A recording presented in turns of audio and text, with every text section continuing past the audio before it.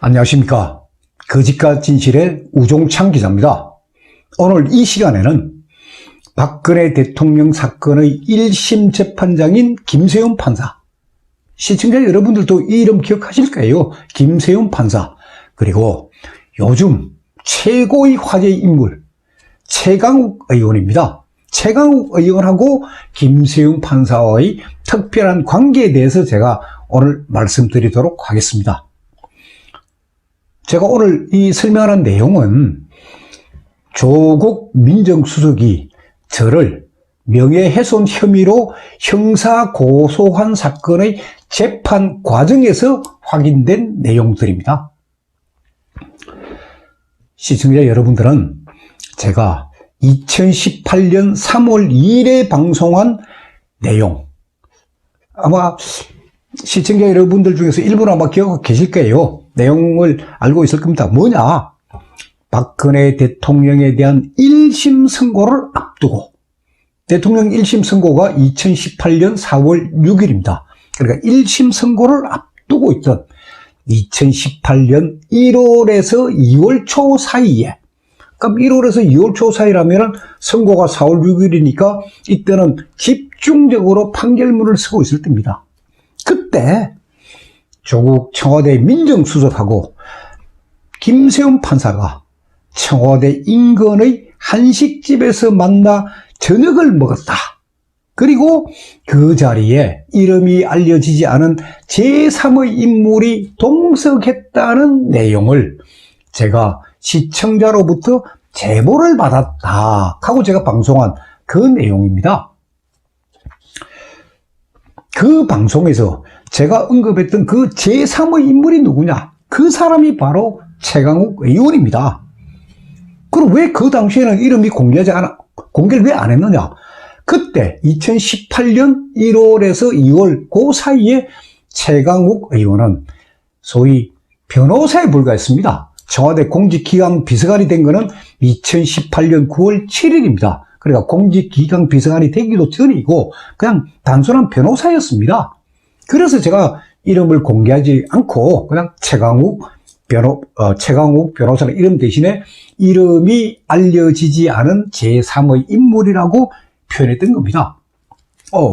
그런데 이 조국 민정수석이 저를 형사 고소한 사건에서 저 조국, 그리고 김세훈 판사, 그리고 최강욱 변호사 증인으로 채택이 되었습니다.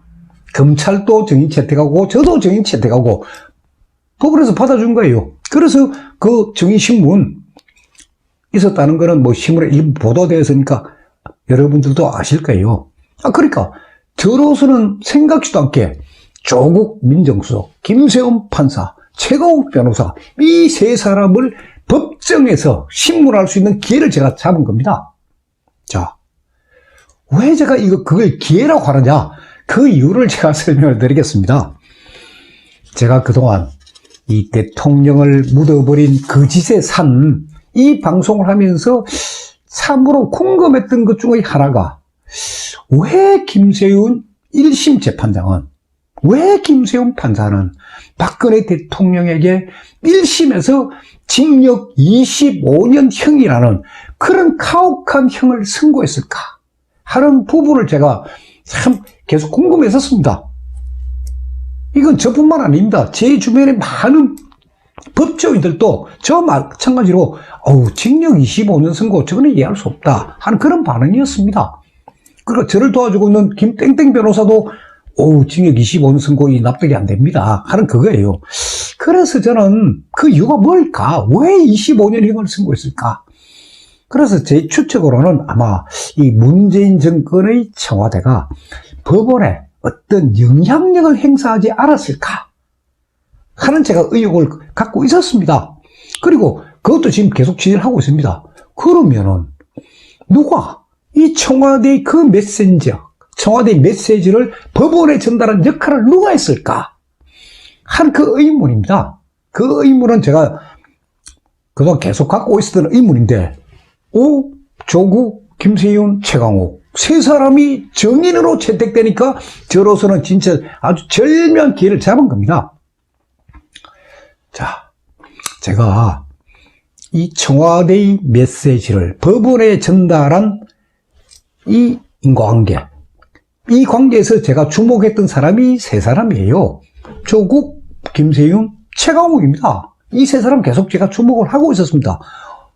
그럼 세 사람 또 무슨 관계냐? 자, 최강욱 변호사는 조국 민정수석의 서울대 법대 4년 후배입니다.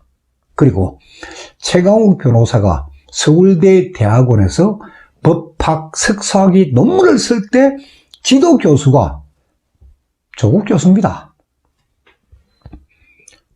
최강욱 변호사가 언론에 인터뷰한 내용을 보면은 자기하고 조국 교수는 30년 직이라는 거예요.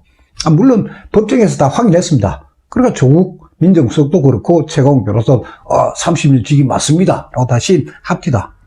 자, 그리고 최강욱 변호사하고 김세훈 판사는 서울대 법대 86학번 동기입니다.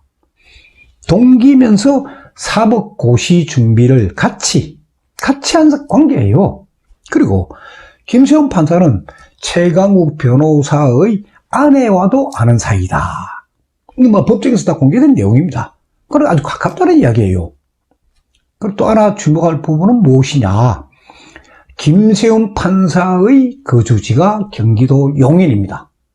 그리고 최강욱 변호사의 현재 살고 있는 집도 경기도 용인입니다. 자, 이런 점을 다 감안하시고 제 이야기를 들어보십시오. 최강욱 변호사가 이 재재판의 증인으로 출석한 날이 5월 12일입니다. 5월 12일 증인으로 나왔습니다. 제 국선 변호사가 이제 여러 가지 묻는 가운데서 이런 질문을 던집니다. 증인은 박근혜 대통령 재판이 시작된 2017년 5월부터 1심이 선고된 2018년 4월 6일 전까지 김세훈 판사를 만나거나 전화 통화를 하거나 문자 메시지나 카톡을 주고받은 적이 있나요?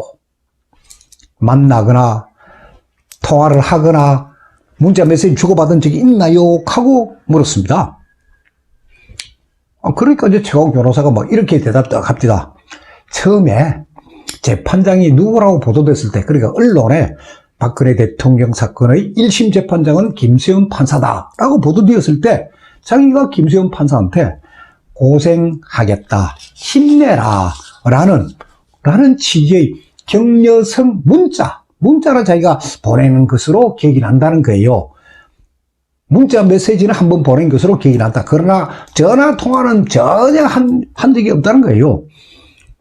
그러면서 이제 그 이유를, 이 재판하는 그 재판장하고 이 통화를 하는 거, 변호사가 통화를 하는 거는 별로 좋은 일도 아니고, 또 친구지만은 판사님들은 잘 전화를 안 받습니다 하고 대답을 한 거예요.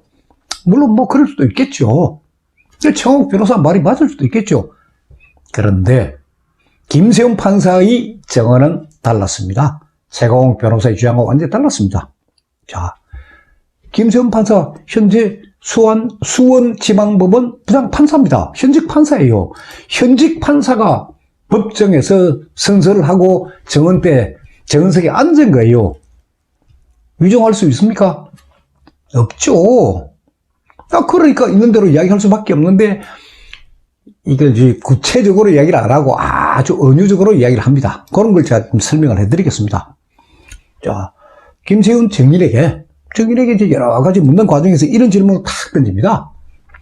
물론 제 국선 변호사가 질문을 했습니다. 제가 신문을 하고 싶었지만은 재판장이 피고인 신문 안 된다 해가 저는 못하고 국선 변호인이 이제 신문을 했습니다. 증인은 박근혜 대통령 재판과 관련하여 최강욱 변호사와 대화한 적이 있나요? 이렇게 점잖게 물었습니다. 대화한 적이 있나요? 박근혜 대통령 재판과 관련해서. 그랬더니 이제 김세훈 판사가 이렇게 이야기합니다. 대화를 하면서, 대화를 하면서 이번에 그 재판 하고 있냐? 그런 정도의 대화는 있을 수 있었겠지만 그 이상으로는 어떤 내용의 대화도 없었습니다. 그리고 대화를 한 적이 있나요? 대화를 하면서 이번에 그 재판 하고 있냐? 대통령 사건 재판하고 있냐 하는 그 정도의 대화를 했다는 거예요. 그래서 제 국선 변호사가 다시 추궁을 합니다. 대화를 한 적은 있지요. 아까는 있나요 없나요 라고 물었지만 이번엔 대화를 한 적은 있지요 하고 바로 직설적으로 물었습니다. 김세윤 판사가 이렇게 대답합니다. 전화 통화를 하다가, 그러니까 최강욱 변호사와 전화 통화를 하다가 그런 이야기, 그러니까 박근혜 대통령 재판과 관련된 이야기는 오갈 수는 있을 것 같습니다. 박근혜 대통령 재판과 관련된 이야기는 전화 통화를 하는 도중에 오고 갔을 수는 있을 것 같습니다. 요새 재판은 어떻게 진행되고 있냐, 그 정도의 인사말 정도를 해가지고 그런 주제, 박근혜 대통령 재판과 관련된 주제의 대화가 있었을 수는 있을 것 같습니다. 라고 법정에서 정언한 겁니다. 최강욱 변호사는 문자 메시지 한 번 보낸 거 외에는 없다. 전화 통화한 적이 없다. 김세윤 판사는 통화는 했다. 그 통화는 도중에 박근혜 대통령 재판하고 있냐, 어떻게 진행되고 있냐, 뭐 그런 이야기 했지만 그 이상의 선은 안 넘었다 하고 이래 이야기를 한 거예요. 제가 드리는 이 말씀은 법정 녹취록에 다 기록되어 있는 내용입니다. 자, 생각을 해 보십시오. 시청자 여러분들도. 자, 대통령 사건의 1심 재판장인 판사가 민변 소속, 최강욱 변호사는 민변 소속입니다. 민변에서 사법위원장까지 지낸 사람이에요.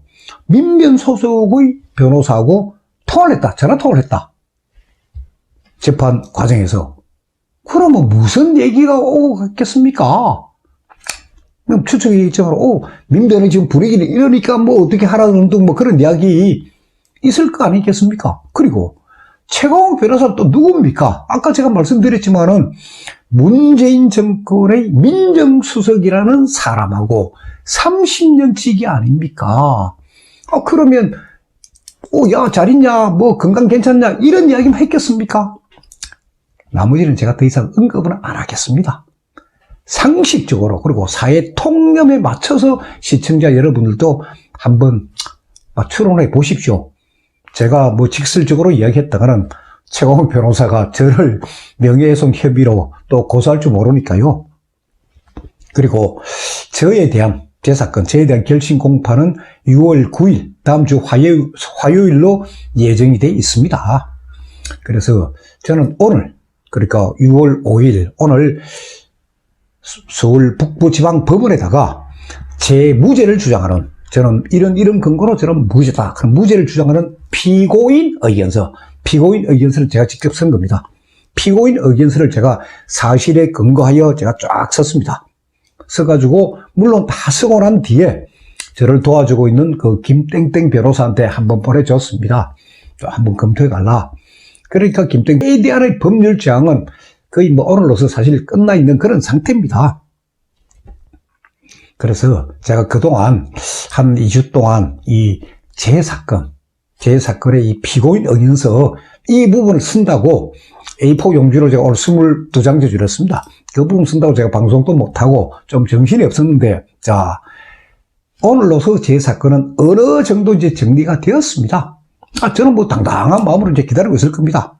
그래서 다음 시험부터, 내일부터는 제가 승마뇌물 사건의 사실관계에 대해서 집중적으로, 그래서 거의 매일 제가 시리즈로 소개를 해드릴 것입니다. 그리고 그게 사실관계가 끝나면 그 다음에 제가 법리관계, 승마뇌물에 대한 법리가 이런 점에서 위법하다 하는 부분은 제가 나중에 제가 또 설명드리도록 하겠습니다. 다음 시간부터는 승마뇌물 사건의 진실에 대해서 제가 집중해서 설명드리는 시간을 갖도록 하겠습니다.